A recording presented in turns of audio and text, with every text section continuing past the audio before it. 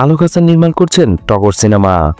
এই সিনেমার নাম ভূমিকা অভিনয় করছেন আদর আজাদ, আর তার বিপরীতে প্রথমবারের মতো অভিনয় করবেন দিঘি। বছরের প্রথম দিনে এসেছে এই সিনেমার অ্যানাউন্সমেন্ট টিজার।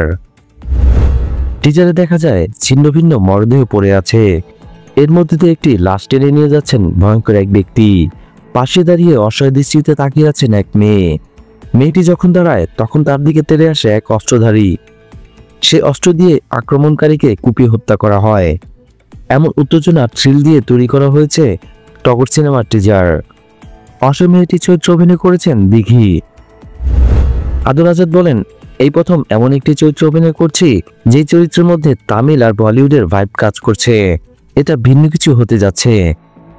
অন্যদিকে দিঘি বলেন, গল্পটা অসাধারণ, বাণিজ্যিক উপাদান আর চমক মিলিয়ে দারুণ কিছু হতে যাচ্ছে। নতুন বছরের চমক হিসাবে আসছে টগর সিনেমা।